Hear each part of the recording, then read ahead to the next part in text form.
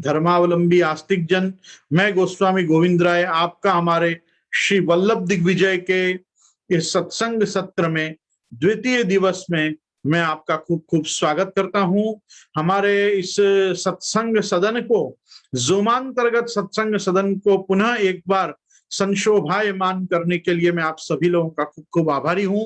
मेरा पूरा जूम परिवार पुनः एक बार मेरे साथ सत्संग रत हुआ है, इसके लिए मैं श्रीमद आचार्य चरण और प्रभु चरण द्वय के चरणारविंद में कोटानुकोटि प्रणाम करके आज के हमारे कथा क्रम को आगे बढ़ाता हूं।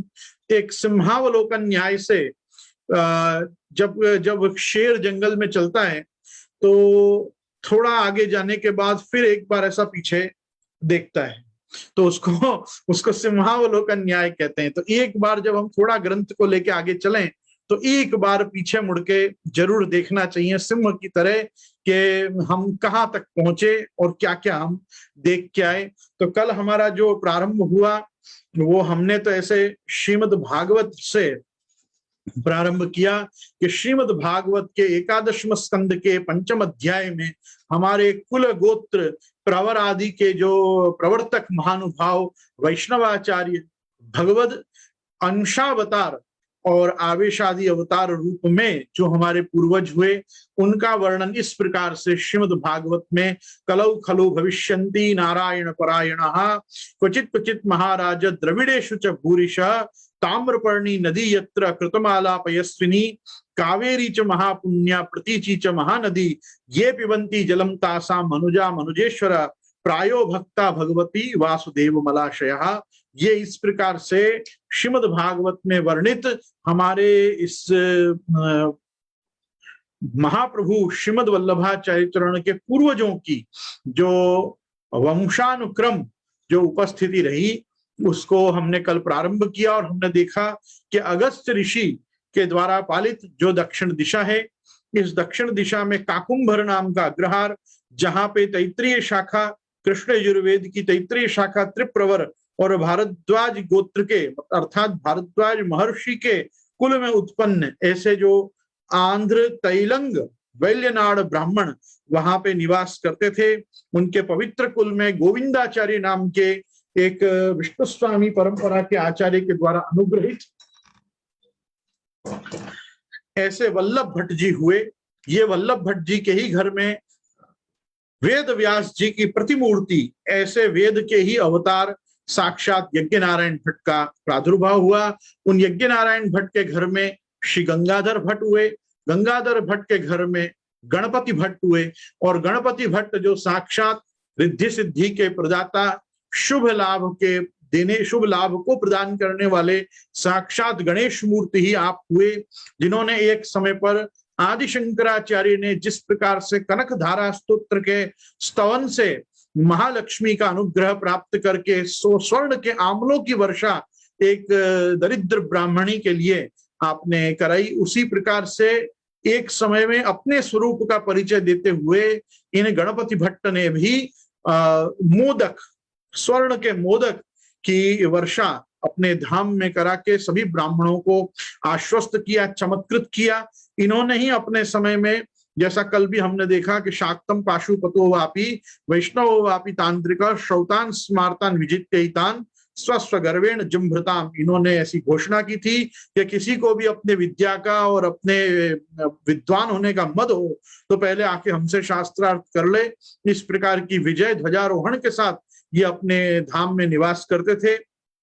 इन्होंने भी सर्वतंत्र निग्रह निराश नामक ग्रंथ लिखा। इनसे पूर्व इनके पितृचरण ने, गंगाधर भट्ट जी ने मीमांसा रहस्य लिखा, और हमारे खुद के ग्रह्य सूत्रों की टीका के रूप में सत्क्रिया निबंध या सक्रिया निबंध नाम का ग्रंथ यज्ञ नारायण भट्ट जी ने लिखा।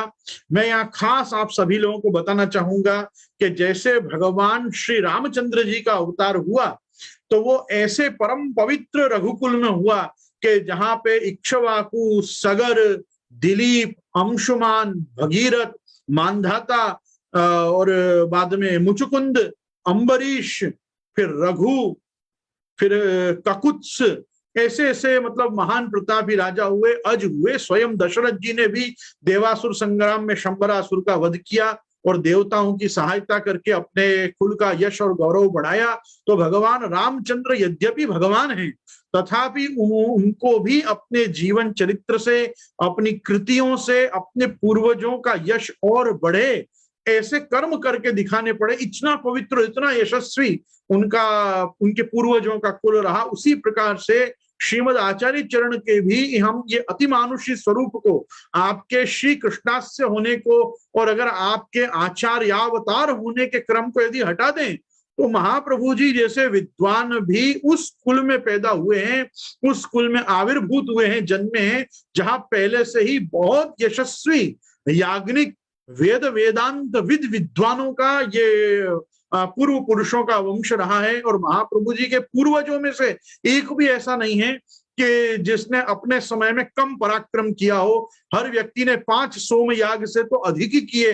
और आप विचार करो कि जब यज्ञनारायण भट्ट से प्रारंभ होने वाली परंपरा केवल 5 पीढ़ी में ही हो, देखो तो यज्ञनारायण भट्ट जी, गंगाधर भट्ट जी, गणपति भट्ट जी, बालम भट्ट जिनका अगेन नाम वल्लभ भट्ट है, और लक्ष्मण भट्ट जी, 5 पीढ़ी में ही 100 सोम यज्ञ पूरे कर लेना, अर्थात ये कोई बहुत अमीर लोग, रईस लोग नहीं थे। ये अपने काल में बड़े, इन्होंने दारिद्र का भी के दिन भी देखे थे। मैं आपको बताऊंगा, अभी यहाँ खुद आएगा, जिनका आज हमारे जो चरित्र नायक हैं, जहां से हमारी कथा शुरू हो रही है, इनका कुंभी धान्य नाम का व्रत था। कुंभी धान्य व्रत मतलब एक घड़ा अन्न, एक कुंभ, एक घट में अन्न आए, उतना अन्न जब तक घर में हो तब तक किसी से वापस दान नहीं लेने का। जब एक धान्य घट जो है, एक घट भर के धान्य, वो भी जब रिक्त होने आ जाए तब किसी से दान लेने का, तब तक किसी से दान नहीं। इतने अपरिग्रही और आप समझो इतने विरक्त गृहस्थों का ये वंश है कि जहां पे किसी को भी ऐसा धन का लोभ नहीं है कि हम इतने इतने यज्ञ याग आदि करते हैं तो हमको इतना और धन आ जाए। न यज्ञार्थम धनम शूद्राद विप्रो भिक्षेत कैर्चित यजमानो ही भिक्षित्वा चांडालो प्रेत जायते। बड़ी बड़ी स्मृतियों में, संहिताओं में वार्न किया गया है ब्राह्मण को कि आपको किससे यज्ञार्थ भिक्षा लेनी, किससे नहीं लेनी, उसका भी विवेक होना चाहिए। यदि भूल से भी हीन जाति के लोगों की भिक्षा यज्ञ में आ जाए तो यजमानो ही भिक्षित्वा चांडालो प्रेत जायते, तो देने वाला तो प्रेत बनता है और लेने वाला चांडाल बनता है। तो ऐसे ये महाप्रभु जी के पूर्व पुरुष रहे कि जिन्होंने कभी अनधिकार चेष्टा पूर्वक दान ग्रहण नहीं किया, अकारण वस्तुओं का परिग्रह नहीं किया, जितना परिग्रहित वस्तु थी उसमें से सर्वदा दान किया। तो ये ऐसे वंश में श्री महाप्रभु जी का अवतार हुआ है, भगवत अनुग्रहित वंश में महाप्रभु जी का अवतार हुआ है। महाप्रभु जी को भी अपने समय में अपने पृथ्वी परिक्रमा, शास्त्रार्थ, ग्रंथ निर्माण आदि कार्यों से ये प्रूव करना पड़ा है कि मैं इस कुल में उत्पन्न होने के योग्य हूं।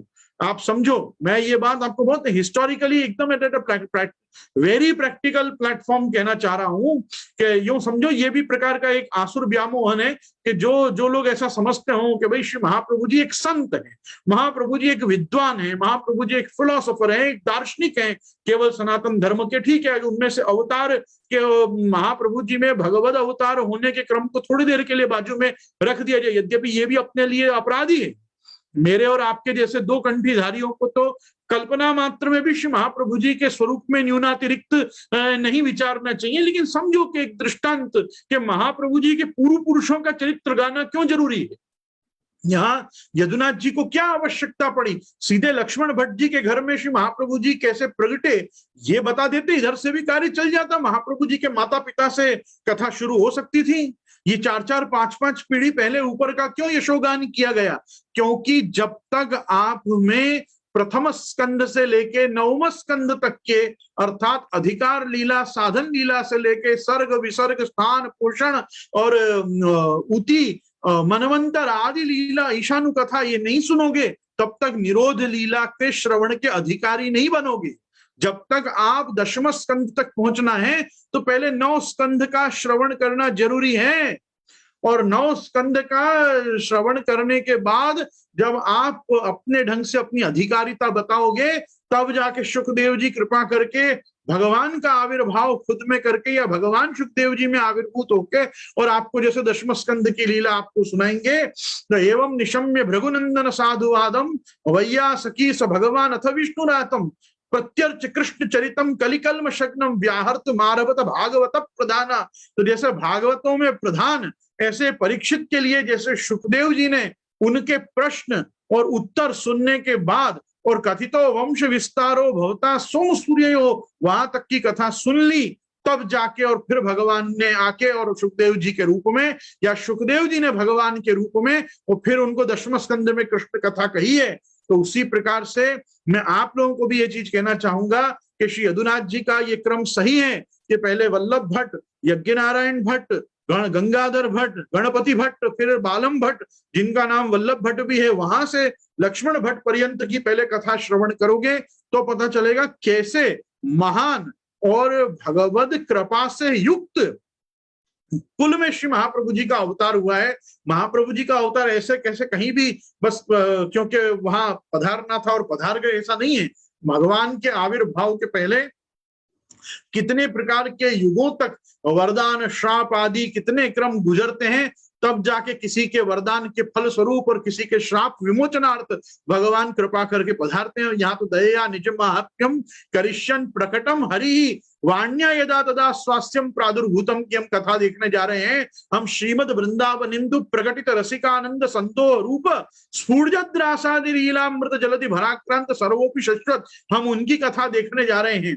हम स्फुरत कृष्ण प्रेमामृत रस भरेणाति भरिता, हम उनकी कथा पढ़ने जा रहे हैं। तो उनकी कथा के पूर्व ये जानना बहुत जरूरी है कि उनके पूर्व पुरुषों ने क्या क्या पराक्रम किए, उनके पूर्व पुरुष कैसे विद्वान थे, उनके पूर्वजों ने कितने सोम याग किए, किस प्रकार से उन्होंने परम पुरुष का आराधन, मतलब वो भागवत जी में द्वितीय स्कंद में आता है ना, अकामः सर्व कामो वा मोक्ष काम उदारधि तीव्रेण भक्ति योगेन यजेत पुरुषम परम, कर्मकांडी होते हुए याग्निक होते हुए भी परम पुरुष के आराधन में कैसा इनका पवित्र भाव रहा और इन्होंने सर्वदा कैसे गोपाल मंत्र के द्वारा अपने घर विराजते गोपाल स्वरूप श्री मदन मोहन लाल को यज्ञ नारायण प्रभु साक्षात को रिझाते हुए कैसे यज्ञ विधि से यज्ञो वही विष्णु मान के कैसे इन्होंने भगवान का मतलब आप समझो के आराधन किया होगा कि इनके पवित्र वंश में स्वयं साक्षात भगवान श्री कृष्ण आप प्रकट हुए हैं। आज हम यहाँ प्रारंभ कर रहे हैं कि उन श्री गणपति भट्ट जी के घर में इनके पुत्र श्री वल्लभ सोमया जी हुए, जिनको बालम भट्ट भी कहते हैं। आप वेदाध्ययन के अनंतर धर्मपुरिस्थ मुद्गल गोत्री श्रौत स्मार्त कर्मा ऋग्वेदी काशीनाथ शर्मा के वाजपेयी यज्ञ में पधारे। वाजपेयी भी एक प्रकार की सोम संस्था है। सोम यागों में एक वाजपेयी जो याग होता है, वाजपेयी से बड़ा याग और कोई नहीं होता। इसके ऊपर यदि यज्ञ किया जाए तो उसको पौंडरीकम नाम की संज्ञा मिलती है। वो पौंडरीकम नाम का जो याग होता है वो वाजपेयी का भी बाप होता है।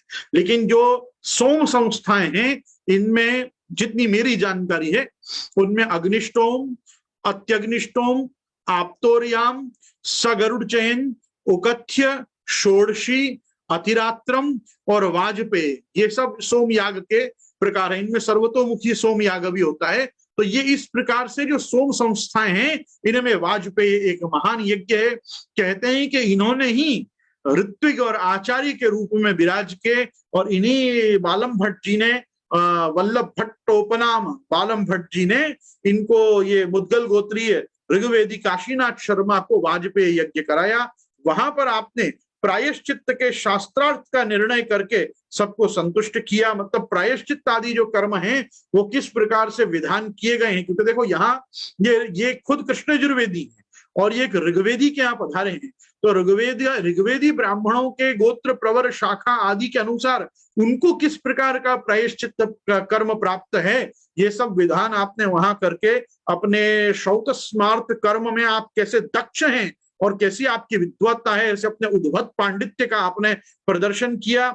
यहाँ पर आपने प्रायश्चित्त के शास्त्रार्थ निर्णय से सबको संतुष्ट किए और पूर्वोक्त काशीनाथ शर्मा की पुत्री पूर्णा के साथ आपने विवाह किया। ये इतने प्रभावित हुए काशीनाथ शर्मा कि इन्होंने अपने घर आए हुए अपने आचार्य, अपने ऋत्विज ऐसे इन बालम भट्ट जी को अपनी पूर्णा नाम की कन्या ही कन्यादान में वाजपेयी यज्ञ की दक्षिणा के रूप में दी। ठीक है, अब देखो यहाँ क्या कह रहे हैं, यद्यपि आप कुंभी धान्य 1 कोठी भर अन्न, 1 कोठी भर धान्य जिनके पास रहे, अर्थात थोड़े धान्य वाले जब तक हों तब तक किसी से अन्न या और कोई भी वस्तु ग्रहण नहीं करना, ऐसा संकल्प लिए हुए थे। यद्यपि आप कुंभी धान्य व्रत वाले थे, तथापि दर्श पूर्णमास आदि भगवत यजन किया करते थे। फिर भी जो प्रकृति याग हैं वर्ष भर में आने वाले, दर्शेष्टि, पौर्णमास आदि, ये सब प्रकार के अग्निहोत्र आदि कर्म आप करते ही रहते थे। मतलब ये खुद भी काफी दान किया करते थे।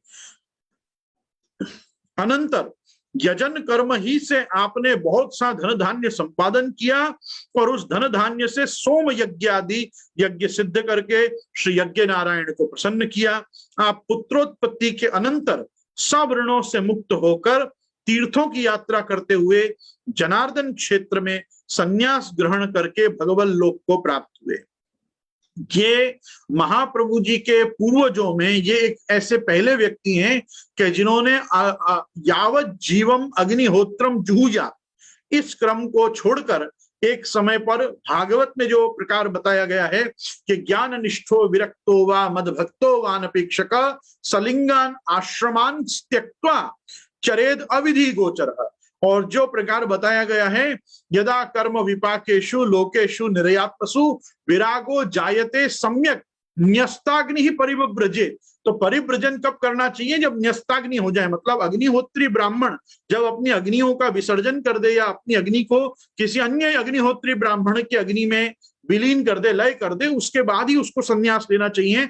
ये फर्स्ट पर्सन है हम जहां से पढ़ रहे हैं, वल्लभ भट्ट जी, यज्ञ नारायण भट्ट जी, गंगाधर भट्ट जी, गणपति भट्ट जी और बालम भट्ट जी, जिन्होंने विधिवत वैष्णव संन्यास भी वर्ण किया और इन्होंने पुत्रोत्पत्ति के अनंतर सब ऋणों से मुक्त होके, सब ऋणों से मतलब जो लौकिक व्यवहारिक ऋण थे वो तो थे ही, उनसे तो वो मुक्त हुए ही, लेकिन देव ऋण, पितृ ऋण, आचार्य ऋण, इस प्रकार से आपने सभी ऋणों से मुक्त होकर और तीर्थ यात्रा करते हुए जनार्दन क्षेत्र में जाकर आपने संन्यास ग्रहण किया और वहीं से आप भगवत लोक को प्राप्त हुए। आपका बनाया हुआ भक्ति दीप नामक निबंध बड़ा प्रसिद्ध है। इन्होंने भी अपने समय में भक्ति दीप नामक एक ग्रंथ की रचना की। इन बालम भट्ट जी को 2 पुत्र हुए। पहले पुत्र हैं श्री महाप्रभु जी के पिता लक्ष्मण भट्ट जी और दूसरे हैं जनार्दन भट्ट जी, महाप्रभु जी के काका, या आप यूं समझिए चाचा, छोटे भाई, बड़े अपने पिता से छोटे भाई। तो इनके 2 पुत्र हुए, एक श्री लक्ष्मण भट्ट जी और दूसरे श्री जनार्दन भट्ट जी। लक्ष्मण भट्ट जी ने विष्णु चित्त दीक्षित से यज्ञोपवीत ग्रहण किया और नियम धारण करके सांग रहस्य तथा पद क्रम जटा घन सहित वेद और वेदांतों का पठन किया। ये लक्ष्मण भट्ट जी के बारे में बता रहे हैं कि इन लक्ष्मण भट्ट जी ने विष्णु चित्त जी, ये विष्णु चित्त जी को याद रखिएगा, ये महाप्रभु जी तक को एजुकेट करेंगे। एक सर्टन समय में महाप्रभु जी भी इनके पास पढ़ेंगे। ये घर के उपाध्याय भी हैं, घर के विद्वान भी हैं, घर के कर्मकांडी भी हैं, और विष्णु चित्त जी जो हैं ये बहुत एक इंपॉर्टेंट फिगर रहेंगे। ये लक्ष्मण भट्ट जी के भी पूरे जीवन में रहेंगे और बाद में श्री महाप्रभु जी के भी जीवन के पूर्वार्ध में, पृथ्वी परिक्रमा चालू होने के पहले तक ये हमको बार बार पढ़ने में आएंगे विष्णु चित्त जी। आप ध्यान दीजिएगा, यहाँ पे जाके इन्होंने यज्ञोपवीत जो धारण किया है ये इन विष्णु चित्त मुनि से किया है, विष्णु चित्त जी के पास। क्यों? क्योंकि इनके पिता ने संन्यास लिया था, आपको ध्यान है ना। तो संन्यास लेने के कारण बालम भट्ट जी के वो इनको गायत्री नहीं दे सकते थे, इसलिए, क्योंकि सन्यासी गायत्री का उच्चारण नहीं कर सकते, सन्यासियों के यज्ञोपवीत नहीं होती। पहले एक वस्तु समझो, वैष्णवों की संन्यास पद्धति अलग है और शैव शाक्त शांकर आदियों की संन्यास पद्धति अलग है, और किन्हीं कारणों से इनकी जो यज्ञोपवीत हुई है वो विष्णु चित्त जी के द्वारा हुई है। और उनसे केवल इन्होंने यज्ञोपवीत धारण ही नहीं किया, अपितु सांग रहस्य, मतलब वेदों को सांग, वेदों के जो अंग हैं वो कौन से हैं, तो का शिक्षा, कल्प, छंद, निरुक्त, व्याकरण और ज्योतिष। सरहस्य मतलब उनके जो उपवेद हैं वो भी, और वेदों में भी जो वेद पाठ की सारी विधाएं हैं, पद पाठ, क्रम पाठ, जटा पाठ, घन पाठ। इस प्रकार से इन्होंने पूरा वेदाध्ययन इनके पास विष्णु चित्त जी के पास किया। तदनंतर आप गुरु की आज्ञा से घर आए और अपनी विद्याओं का प्रकाश करने लगे।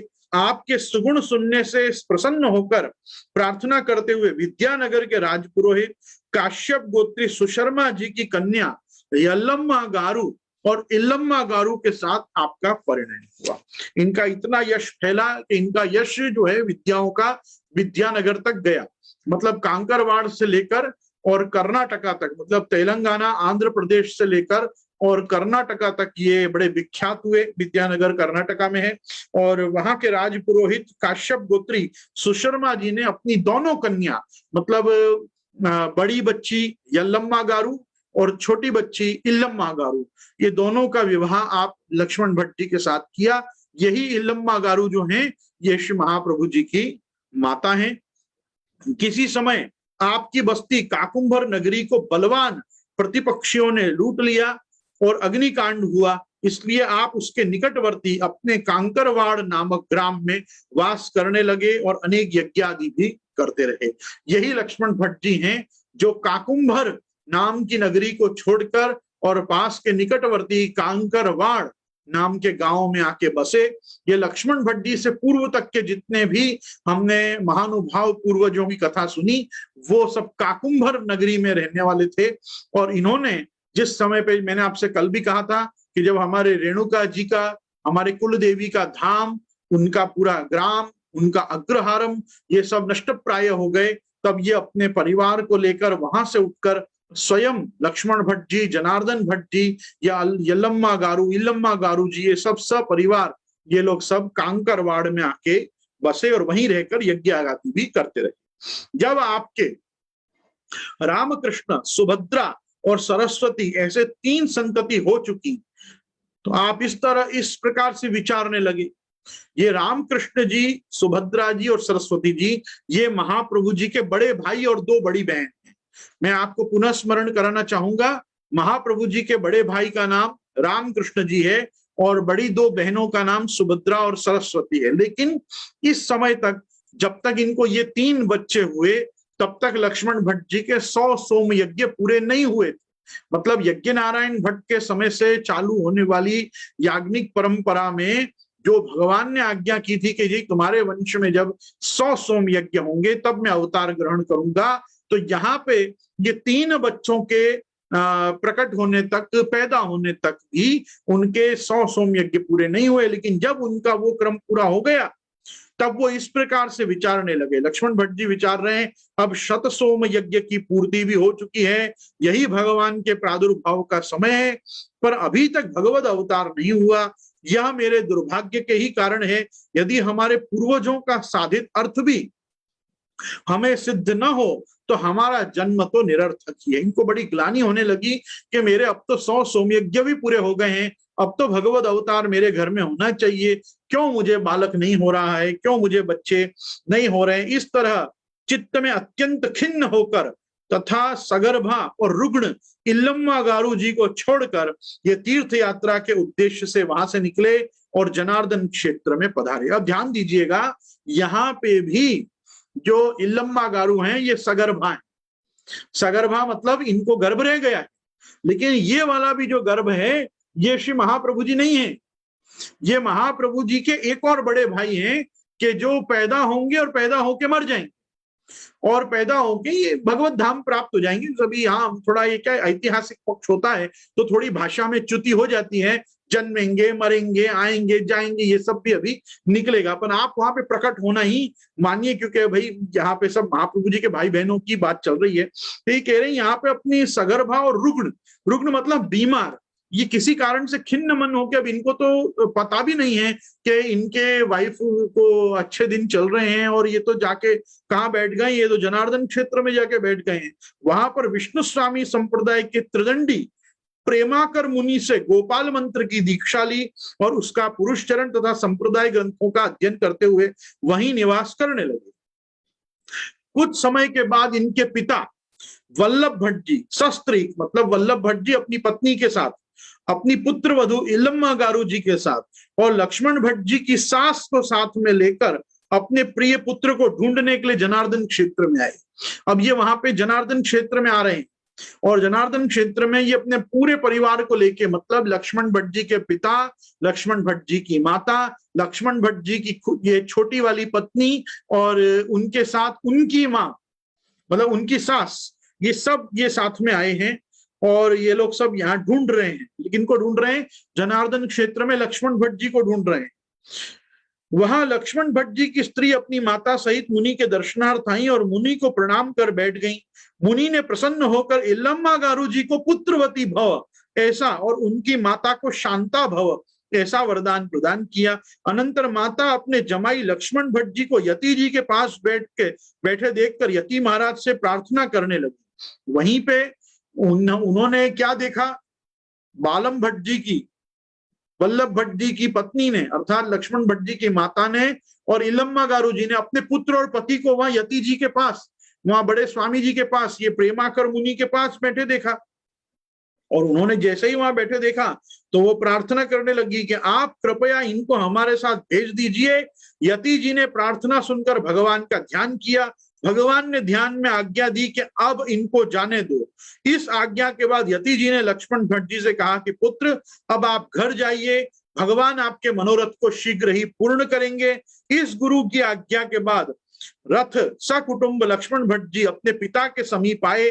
पिताजी की आज्ञा से स्वगृह में आकर निज धर्म करने लगे। ये एक समय पर 100 सोम यज्ञ होने के बाद भी भगवत प्रादुर्भाव के कोई चिन्ह न दिखने पर खिन्न मनस्का होकर और ये भाग गए थे घर छोड़कर लक्ष्मण भट्ट जी और एक गुरु जी के पास, विष्णु स्वामी संप्रदाय के प्रेमाकर मुनि के पास जाके विरक्त वेश में वहां रहने लग गए। तो प्रेमाकर मुनि जी ने भी इनको गोपाल मंत्र की दीक्षा दे दी। वहां रह के काफी इन्होंने पुरुष चरण गोपाल मंत्र के किए। इन्होंने वहां शास्त्र अध्ययन भी प्रेमाकर जी के पास बैठ के और किया। इतने में इनका परिवार इनको ढूंढते हुआ आ गया। प्रार्थना करने पर गुरु जी ने उनको अपना चेला, उनको शिष्य दे भी दिया कि भाई तुम्हारा पति है, ले जाओ। पति को भी कहा कि भाई तुम धैर्य रखो, ठाकुर जी तुम्हारे सब मनोरथ पूर्ण करेंगे। इस प्रकार वो अपने पिता के साथ वापस अपने घर आ गए। मतलब पिता, माता, पत्नी और उनकी सास, इन सबों के साथ वापस ये घर आ गए। किसी समय धर्मपुर में रहने वाले कौंडिन्य गोत्री शंकर दीक्षित आए और इस प्रकार कहने लगे कि मैं त्रिस्थली यात्रा करना चाहता हूं। त्रिस्थली यात्रा का मतलब होता है काशी, प्रयाग और गया जी। जैसे 4 धाम होते हैं वैसे त्रिस्थली यात्रा भी होती है।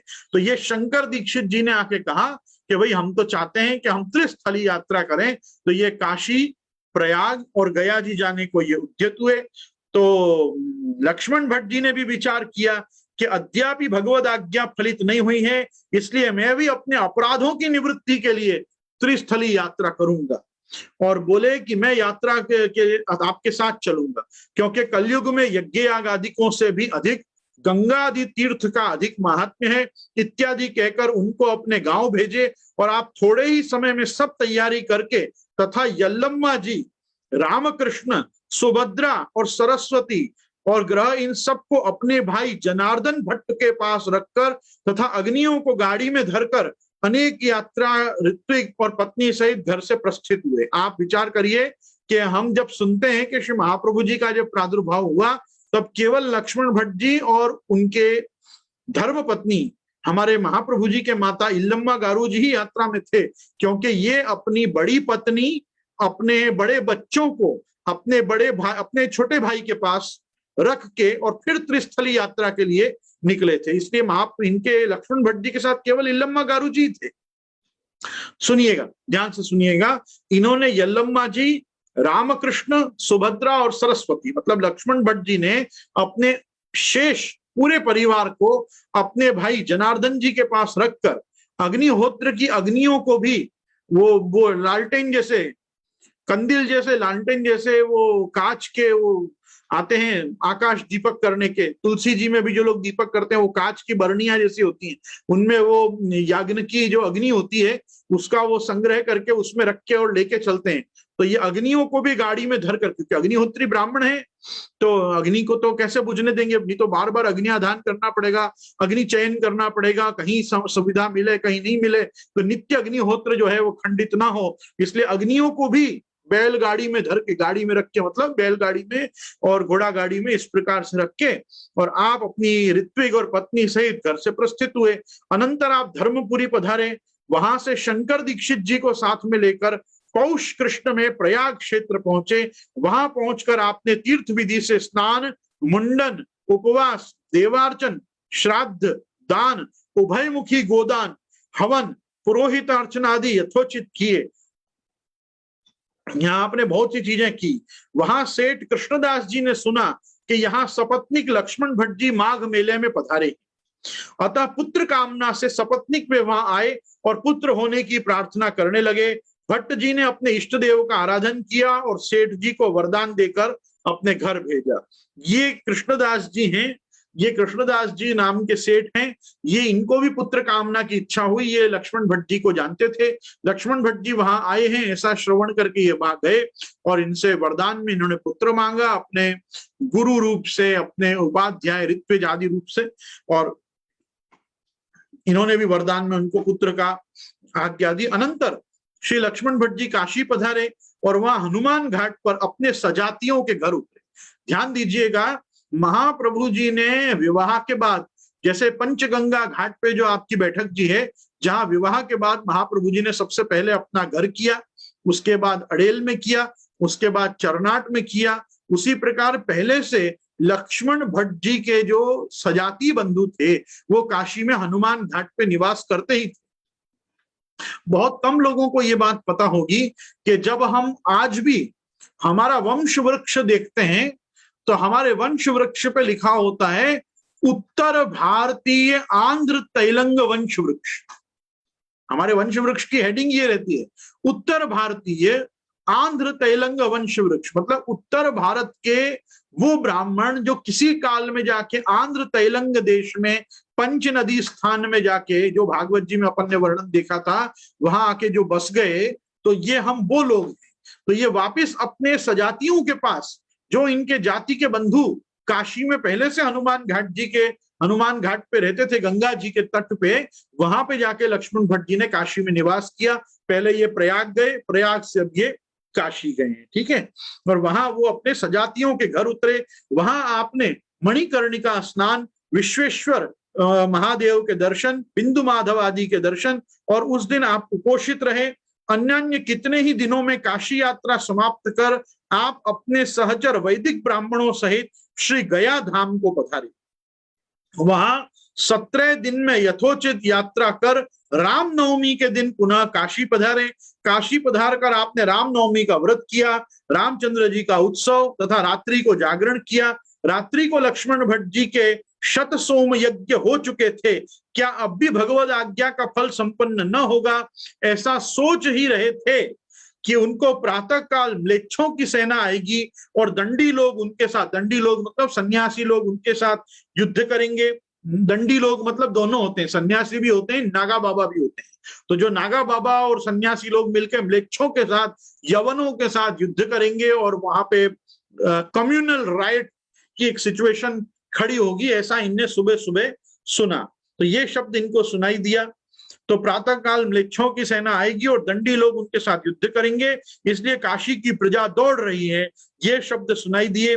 तब तो लक्ष्मण भट्ट जी और भी घबराए और सोचने लगे कि मैंने 12 वर्ष तीर्थवास का संकल्प लिया है, वह भी सिद्ध होना कठिन मालूम पड़ता है, फिर जो मैं करना चाहता हूं उसकी तो बात ही दूर रही, अर्थात मेरे यहाँ कब जाके ठाकुर जी प्रगटेंगे, मेरी तो परिस्थिति दिन प्रतिदिन विषम होती चली जा रही है, ऐसा वो विचारने लगे।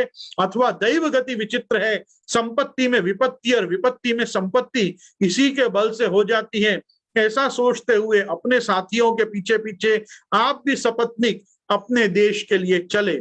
और वहां से लक्ष्मण भट्ट जी भी चल दिए। मतलब अब ठीक है भाई, हम ना तो काशी ही रह पाएंगे, न गया जी ही रह पाएंगे, न प्रयाग ही रह पाएंगे। हम 12 वर्ष तीर्थ में रहने का संकल्प करके अपना देश छोड़ा था, अपना दक्षिण छोड़ा था, पर हम तो अब वहां कैसे रहे। यहाँ तो म्लेच्छों का उपद्रव हो रहा है और नित्य के ये राइट्स हो रहे हैं और सब दंगे फसाद हो रहे हैं। तो ऐसा सोच के आप अपने साथ वहां लोगों के साथ जो दक्षिण दिशा से आए थे उनके साथ पुनः दक्षिण दिशा के लिए आप चल दिए। और चलते चलते थोड़े ही दिन में आप चंपारण्य पहुंचे। साथ वालों को आगे गया हुआ जान भट्ट जी ने सोचा कि संभव है कि इल्लम्मा गारू जी भी आगे चली गई हो, अतः आप आगे चले आए।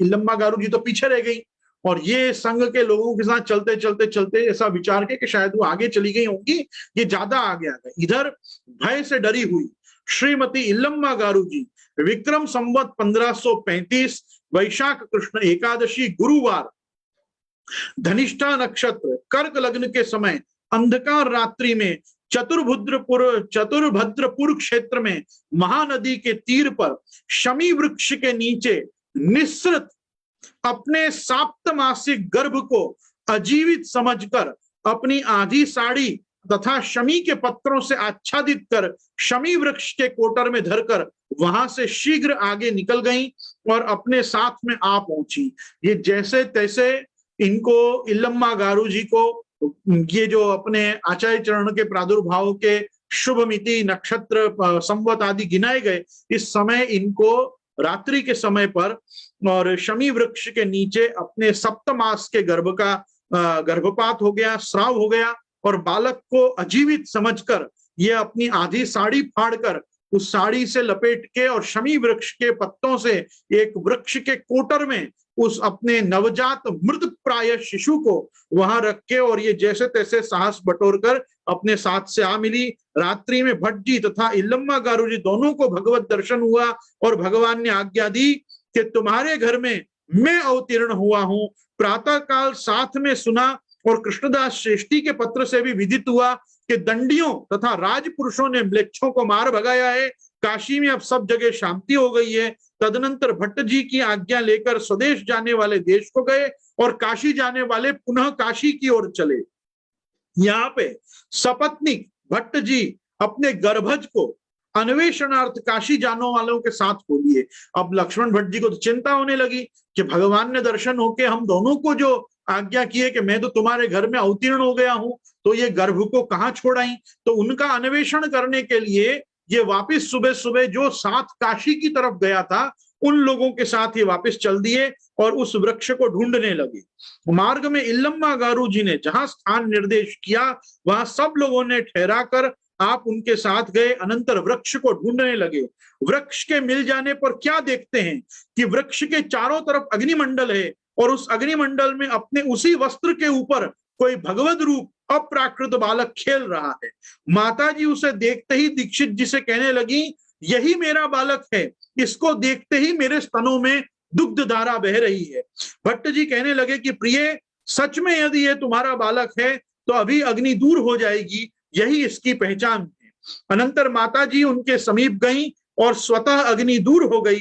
बालक ने अपना हाथ लंबा किया और माता जी ने उसे अपनी गोद में उठाकर अपने पति के गोद में दिया और कहने लगी कि यह हमारे भाग्य की निधि है। बोलो वल्लभाधीश की जय। इस प्रकार से यहाँ पे ये माता पिता को ये अप्राकृत अलौकिक श्री महाप्रभु जी का स्वरूप अग्निमंडल में से उसी वृक्ष की कोटर और छोकर के पत्तों से, छोकर के वृक्ष के पत्तों से ढका हुआ उनकी उसी फटी हुई साड़ी के ऊपर खेलता हुआ ये बालक उनको प्राप्त हुआ। और जिस समय पर जो भगवान ने गोद में दिया और ये कहने लगी ये हमारे भाग्य की निधि है, जो भगवान ने हमारे पूर्वजों को आज्ञा दी थी वो आज सत्य हुई है। भट्ट जी ने प्रसन्न होकर उसे पुनः इल्लम्मा गारू जी की गोद में रखा। उस समय आकाश में महोत्सव होने लगा और आकाशवाणी भी हुई, अब सत्युग होगा, कलयुग चला जाएगा, वेद मार्ग का प्रचार होगा, क्योंकि इस समय भगवान मुख का अवतार हुआ है। आपके जन्म के अनंतर सब तरह के आनंद मंगल होने लगे, सब उपद्रव दूर हुए। और यहाँ एक खास बात लिख रहे हैं, वहीं नंदालय की लीला भी प्रकट हुई। ये नंदालय की जो लीला, ब्रज की लीला जो वहां प्रकट हुई, इनसे क्या हुआ, तदनंतर भगवान के भेजे हुए नंदादि वृषभान आदि गोपों ने 2 तुलसी की माला और 1 बीड़ा दीक्षित जी को निवेदन किए। इस वृत्तांत के अनंतर वह बालक सनाल प्राकृत शिशु हो गया। इतना कार्य हुआ, मतलब नंदोत्सव हुआ, ब्रज की लीला प्रकट भई। सब नंदादि, वृषभान आदि, यशोदा जी, रोहिणी जी, कीर्ति जी आदि सब ने आके वहां जो नंदोत्सव किया। ये नंदोत्सव होने के बाद सनाल, मतलब जिस बच्चे की नाल माता में से जुड़ी हुई रहती है, वो कटी हुई नाल के साथ ये बालक पुनः एक प्राकृत शिशु हो गया, एक छोटे बच्चे के रूप में श्री महाप्रभु जी आप आ गए।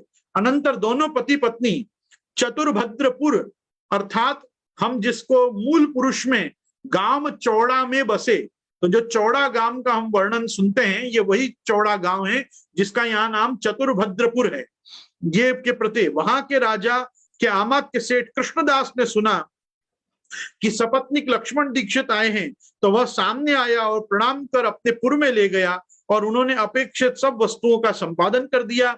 अनंतर लक्ष्मण दीक्षित जी ने सूती का गृह प्रवेश आदि करा के काशीकर पद्धति से पुत्र का जात कर्म संस्कार किया।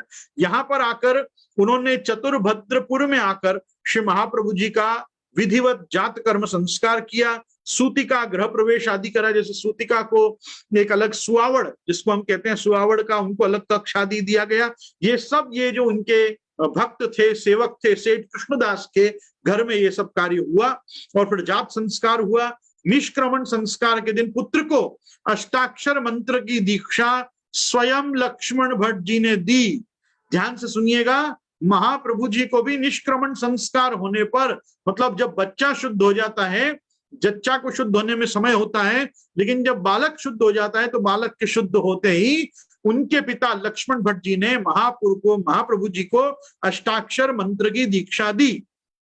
इसी निवास के समय सेठ जी ने दीक्षित जी से पुत्रोत्पत्ति की प्रार्थना की थी। भट्ट जी ने कहा ऐसा ही होगा। उसी समय स्वदेश से स्वकीय लोगों से दीक्षित जी के पुत्र रामकृष्ण जी, दोनों कन्याएं सुभद्रा सरस्वती, बड़ी भार्या यल्लम्मा जी, भ्राता जनार्दन भट्ट जी और उनकी स्त्री, ये सब वहां आए। महाप्रभु जी का जन्म सुन के जो भी पत्र व्यवहार लक्ष्मण भट्ट जी के अपने देश हुए होंगे, उसके कारण ये लोग सबों को भी पता चला कि महाप्रभु जी का अवतार हो गया है, अर्थात लक्ष्मण भट्ट जी को शतसोम यज्ञ का फल प्राप्त हो गया है। तो ऐसा सुन के महाप्रभु जी के भाई उनकी पत्नी के साथ, महाप्रभु जी की बड़ी पत्नी यल्लम्मा जी, उनके पुत्र रामकृष्ण जी, सुभद्रा सरस्वती, ये सब वहां पे आए और महाप्रभु जी के साथ वहीं रहने लगे। अनंतर दीक्षित जी उन सब के साथ निवास करने लगे। कृष्णदास जी ने आपसे प्रार्थना की, अतः आपने गोपाल मंत्र के 18 पुरुष चरणों से साध्य सोम याग का वहां होम किया। इन्होंने महाप्रभु जी की प्राप्ति होने के बाद भी गोपाल मंत्र के 18 पुरुष चरणों से युक्त एक बहुत बड़ा सोम याग आपने वहां पे संपादित किया। अनंतर सेठ जी ने उनके आशीर्वाद से उत्पन्न हुए अपने पुत्र की शरणागति करवाई और उस शरणागति में सेठ जी ने बहुत तेरा द्रव्य, घोड़े, पालकी, गाड़ा, 5 सिपाही और मार्ग में रक्षक, ये सब लक्ष्मण भट्ट जी को समर्पित किए। सेठ जी की पत्नी ने यह बालक भी दीक्षित जी के बालक वल्लभाचार्य जी के चरण शरण में रहे ऐसा कह दिया। तदनंतर आप वहां से काशी को चले। ये अब जाके चतुर्भद्रपुर से वापस लक्ष्मण भट्ट जी अपने पूरे परिवार के साथ काशी की ओर चलते हैं और ये अब जाके काशी में बसेंगे।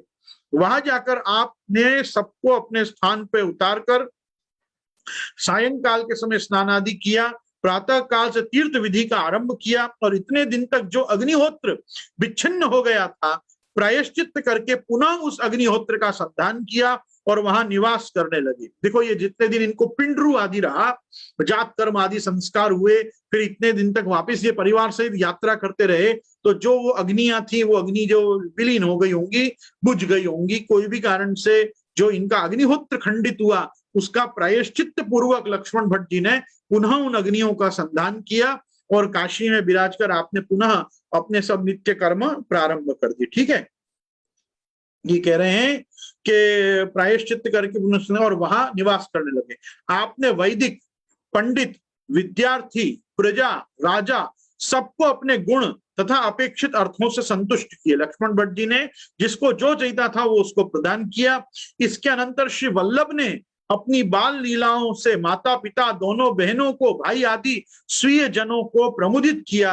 आपके संस्कार यथाक्रम महोत्सवों के साथ होते रहे।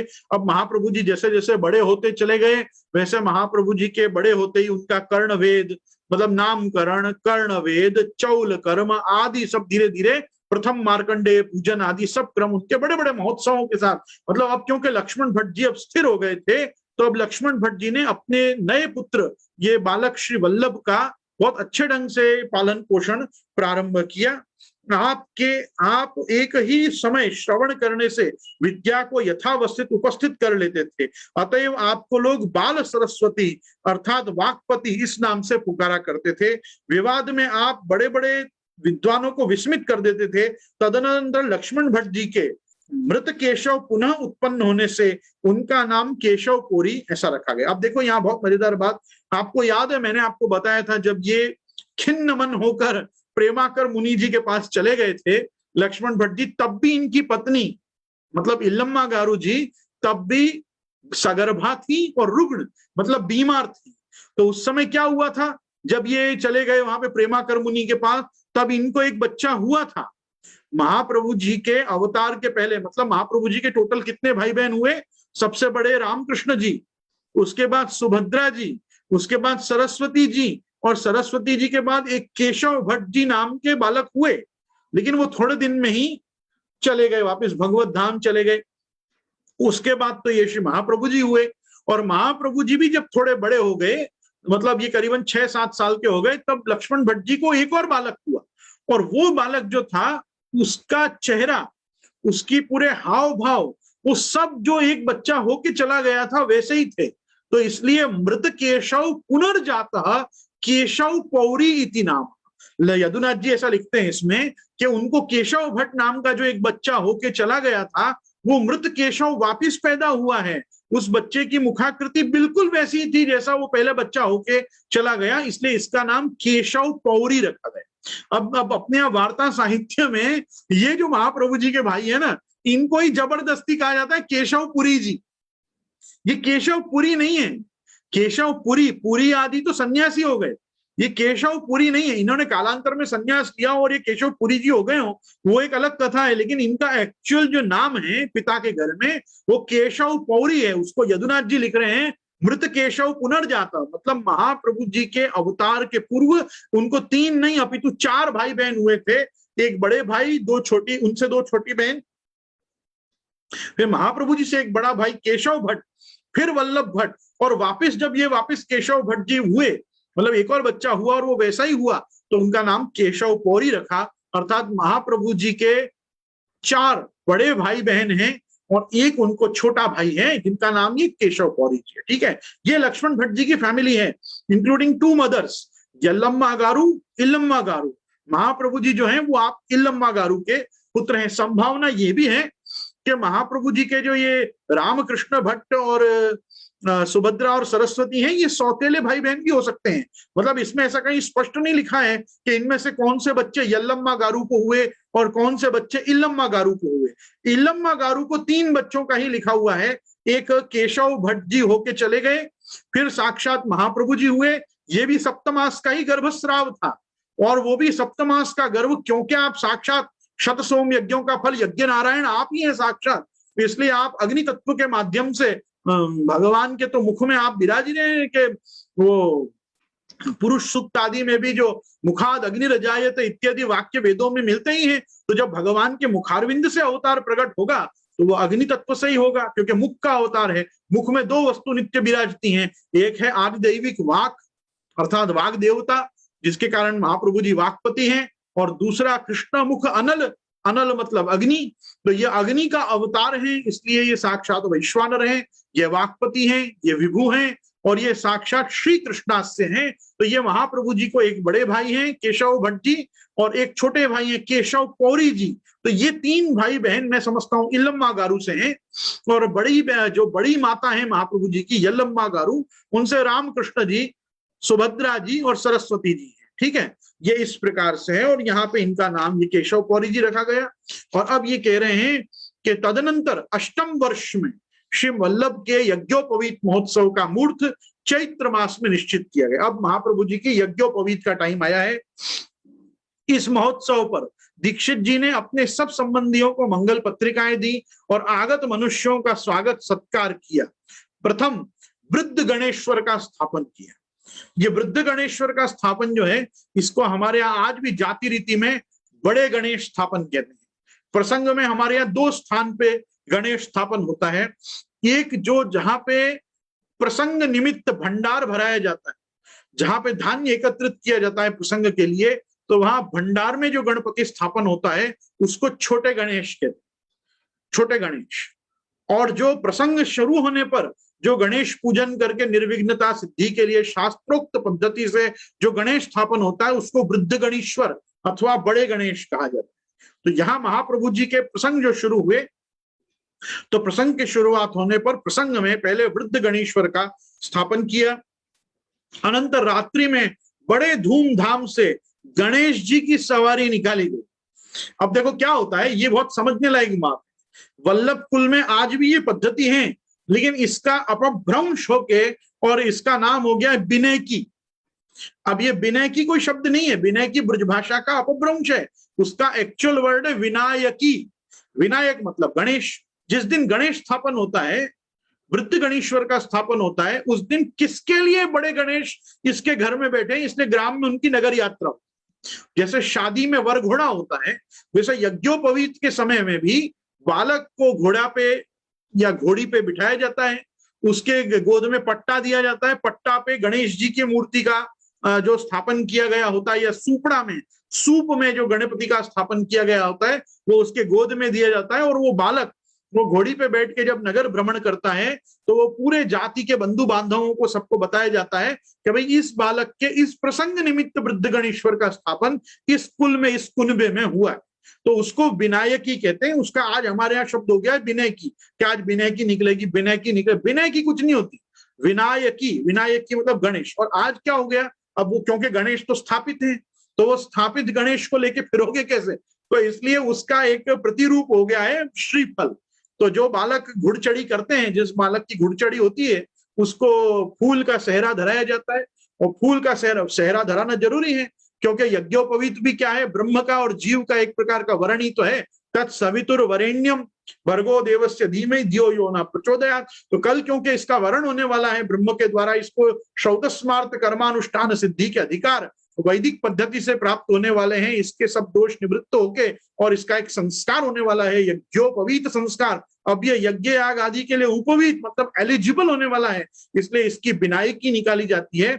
गणेश जी को गोद में लेकर, अर्थात वो पीले वस्त्र में बांध के श्रीफल को गोद में लेकर, और वो गणेश जी का प्रतीकात्मक अपने यहाँ वो फिरा जाता है। तो इस प्रकार से महाप्रभु जी की भी ये विनायकी निकाली गई, अर्थात गणेश जी की सवारी निकाली गई।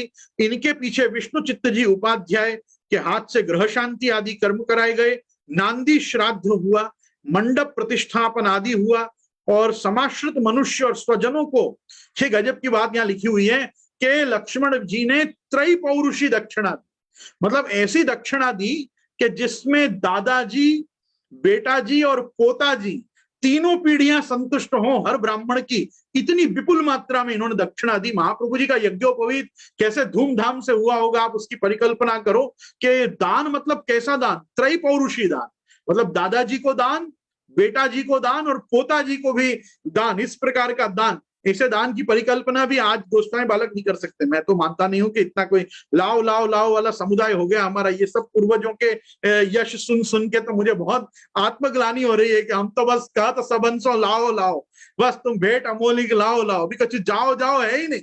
तो जो गौ ब्राह्मण प्रतिपालों का ये जो एक यश था वो आज जल्दी से देखने को नहीं मिलता। इसका बड़ा हमको दुख हो रहा है। ये इतनी मैं इसलिए इतना गा रहा हूं कि कैसा त्रैपौरुषी दान उस काल में किया करते थे। महाप्रभु जी मुझ पे कृपा करेंगे तो मैं भी त्रैपौरुषी दान जरूर किया करूंगा।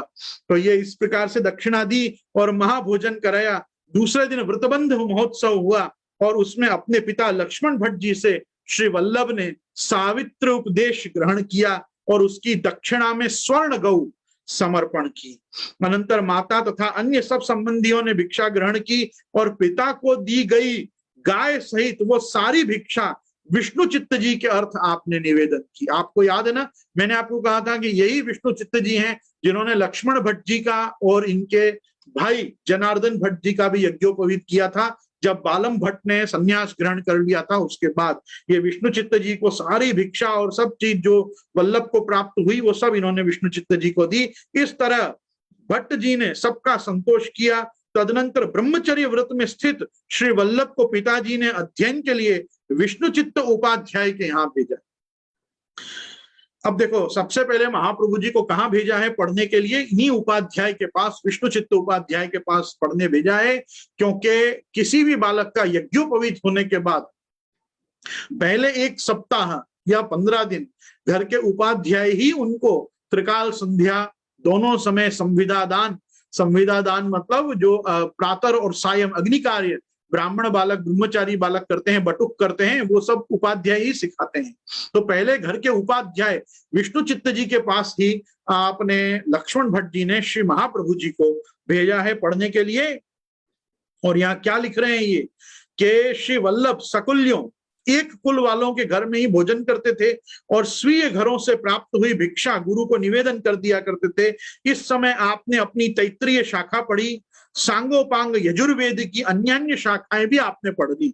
मतलब आपने कृष्ण यजुर्वेद तो पढ़ाई, तैत्रीय शाखा तो पढ़ी, पर कठ आदि अन्य कृष्ण यजुर्वेद की जो जो प्रचलित शाखाएं हैं वो सब भी पढ़ी। और सांगोपांग मतलब शुक्ल यजुर्वेद भी पढ़ा, और शुक्ल यजुर्वेद की जो माध्यम दिन आदि अन्य शाखाएं हैं वो सबों को भी महाप्रभु जी ने वहां रह के पढ़ा। इसके अनंतर पिताजी ने आपको ऋग्वेद और सामवेद की शाखाओं के पठनार्थ तिरुमल्ल जी नाम के विद्वान को समर्पण किए। फिर महाप्रभु जी विष्णु चित्त जी के पास सांगोपांग कृष्ण तथा शुक्ल यजुर्वेद पढ़कर और फिर ऋग्वेद और सामवेद को पढ़ने के लिए तिरुमल्ल जी नाम के विद्वान के पास गए। जब श्री वल्लभ ने ये सब पढ़ लिया और पढ़ के जब घर आए तब आपको सांग तथा सरहस्य अथर्ववेद स्वयं आपके पिताजी लक्ष्मण भट्ट जी ने पढ़ाया।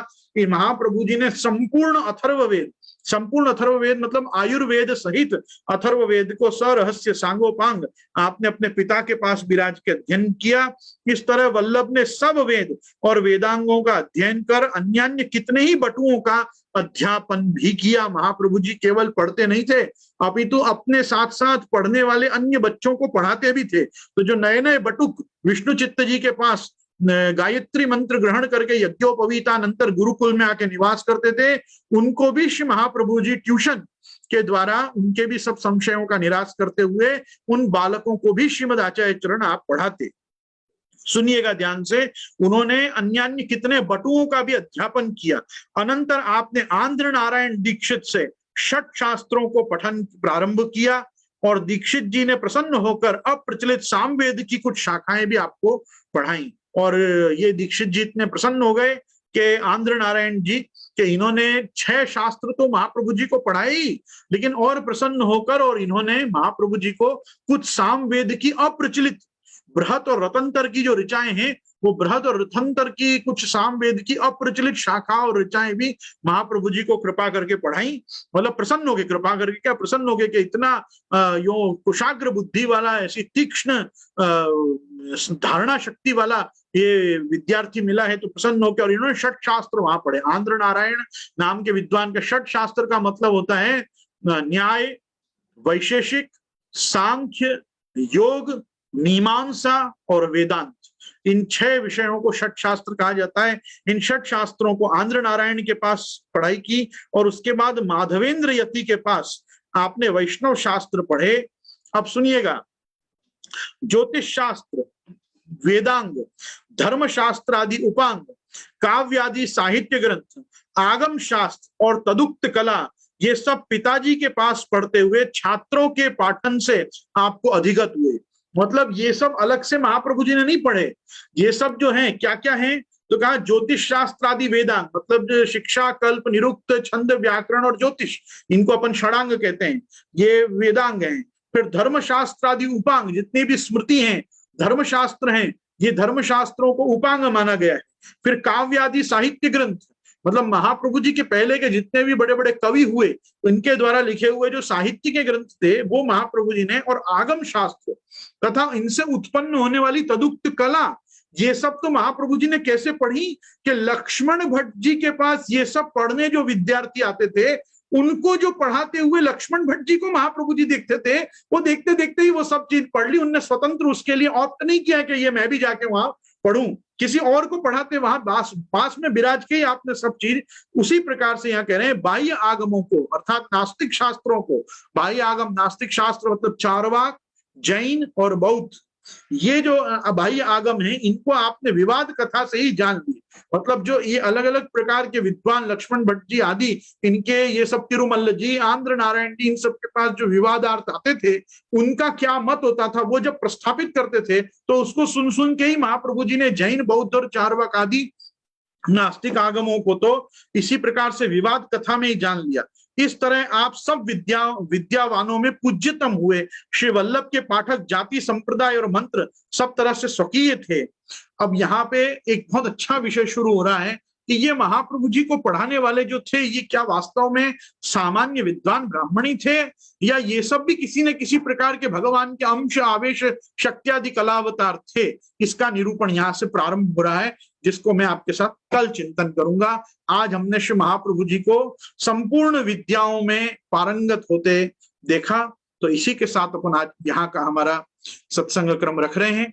और कल हम जब आगे बढ़ेंगे तो ये महाप्रभु जी को पढ़ाने वाले कौन कौन महानुभाव रहे, इनके स्वरूप से हम श्री महाप्रभु जी की यात्रा को आगे बढ़ाएंगे। शिवल्लभाधीश की जय, दृढ़ न चरणन केरो भरोसो, दृढ़ न चरणन केरो, श्री वल्लभ नख चंद्र छटा बिन, सब युग मांझ अंधेरो भरोसो, साधन और नहीं आकली में, जासो होय निबेरो, सूर्य कहा कहे द्विविध धरो, बिना मूल को चेरो भरोसो, दृढ़ न चरणन केरो भरोसो।